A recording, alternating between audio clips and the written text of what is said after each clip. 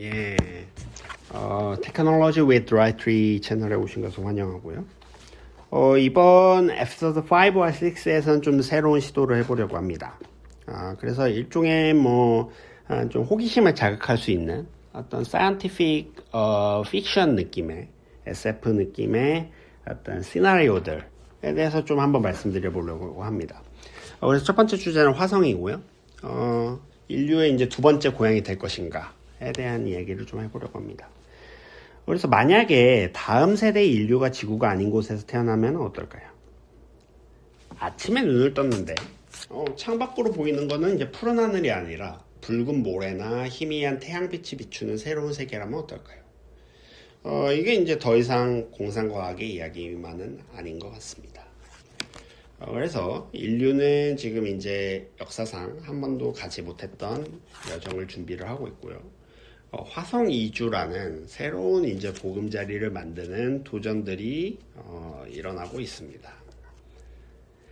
그래서 이제 지구는 지금까지 인류에게 완벽한 집이었고요.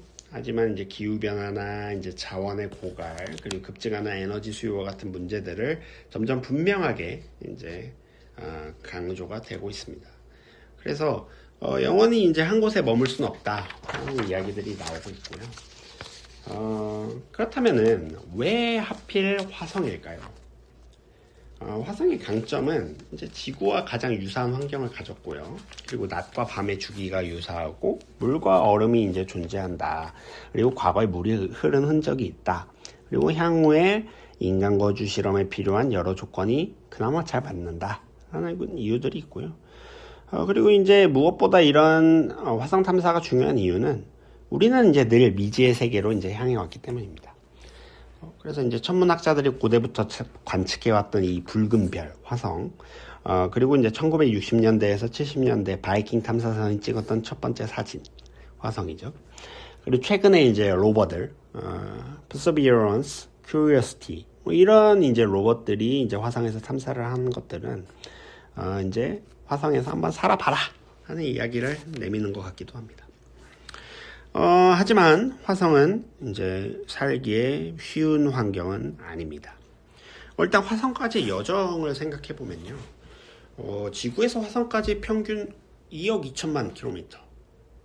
대부분의 탐사선이 6개월에서 9개월을 우주에서 보내야만 하고요. 그리고 이제 그때 이제 우리가 겪는 도전들은 강력한 태양 우주 방사선, 그리고 장기간 무중력으로 인한 근육이나 골밀도 감소, 그리고 이제 우주선 내부에 폐쇄된 환경, 식량이나 생필품이 유지되는 문제, 이런 것들이 있기 때문에 사실 화성에 도착하기만 해도 이미 절반의 승리라고 볼 수도 있고요. 도착해서는 이제 바로 이제 생존에 대한 투쟁이 시작이 되죠. 그래서 화성에 내려선 순간 이제 시간과의 싸움이 시작이 되고요. 기압은 이제 지구의 1%입니다. 화성이. 평균 기온은 영하 63도고요. 산소 거의 없고요. 그리고 독성 먼지, 이제 퍼클로레이트라 그러는데 그런 게 이제 존재를 합니다. 그래서 이제 인간이 처음 해야 되는 거는 살 공간을 이제 만드는 겁니다. 스페이스가 필요하죠. 그래서 이제 레골리스라고 불리는 이제 화성 토양으로 이제 돔 형태의 이제 집을 지어야 되고요.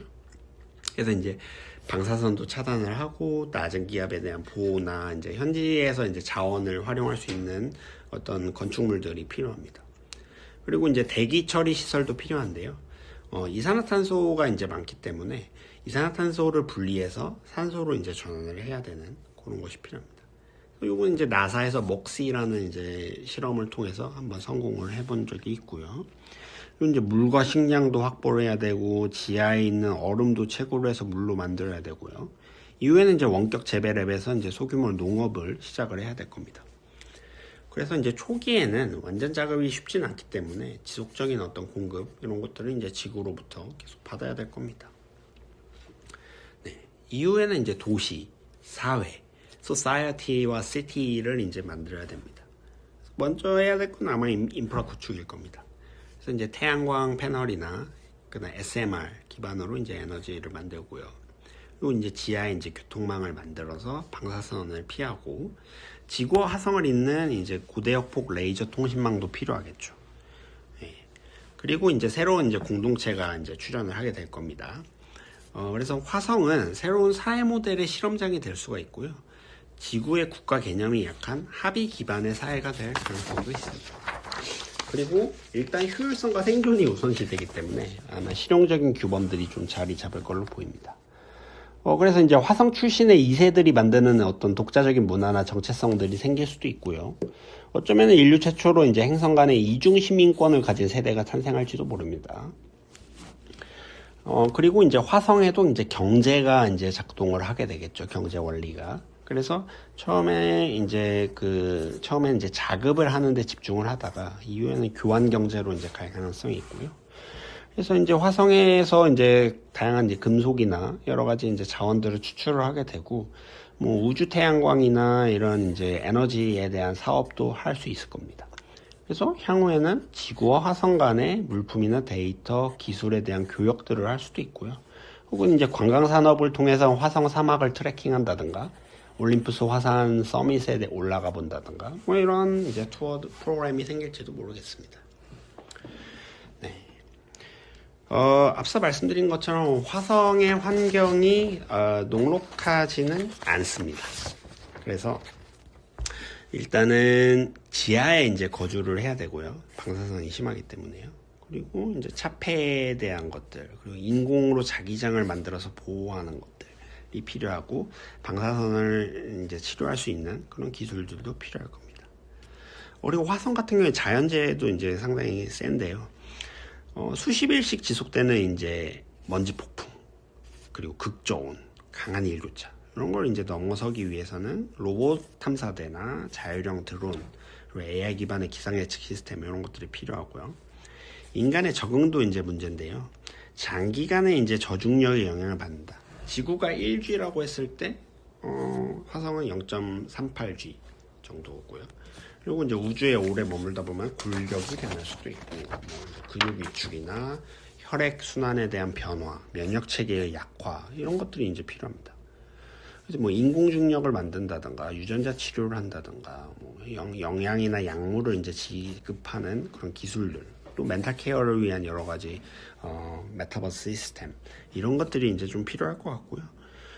그리고 이제 테라포밍 관련해서 여러 가지 연구들이 있는데, 뭐 예를 들면 극지방 얼음에 이제 CO2를 방출을 시킨다든가, 광합성 미생물을 확산한다든가, 뭐 인공대기를 만든다든가, 혹은 뭐 거대한 우주거울로 가야 하는, 그러니까 이제 SF에 나올 법한, 과학소설에 나올 법한 그런 이야기들이죠.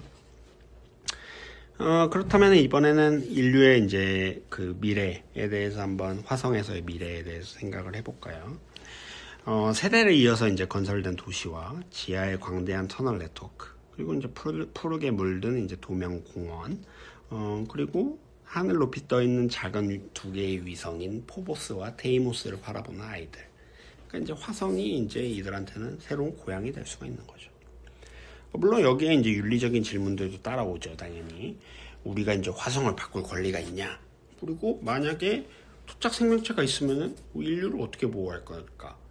그리고 인류가 여러 행성에 이제 퍼져 나갈 때 인류의 전체성이라는 것은 과연 뭐냐? 뭐 이런 얘기들이 이제 따라올 겁니다. 그래서 이런 것들은 앞으로 이제 풀어가야 될 과제가 되겠죠. 그래서 뭐 화성 이주라는 게 뭐 쉽진 않겠지만, 이제 우리가 이제 어떤 존재인지 이제 확인을 하고 호기심으로 탐사를 해나가는 그런 과정이 될 것입니다. 그래서 뭐 우리도 지구에서 바다를 건너고 산맥을 넘고 하늘을 비행하고 이랬지 않습니까? 이제 우주로 나가자, 뭐 이런 생각도 해볼 수 있는 겁니다. 그래서 언젠가는 이제 어떤 애가 나는 화성에 태어났어, 이렇게 얘기할 수도 있는 거죠. 이제 그때 인류는 진정으로 multiplanetary species, 다행성 종족이 되는 거겠죠. 그래서 뭐 이런 여정에 대해서는 한번 시나리오 차원에서 한번 얘기를 해봤고요. 이런 부분에 대해서 여러분의 호기심을 좀 충족할 수 있는 그런 상상력을 좀 가질 수 있는 시간이 되셨으면 좋겠습니다. 네, 오늘 준비한 에피소드는 여기까지입니다. 감사합니다.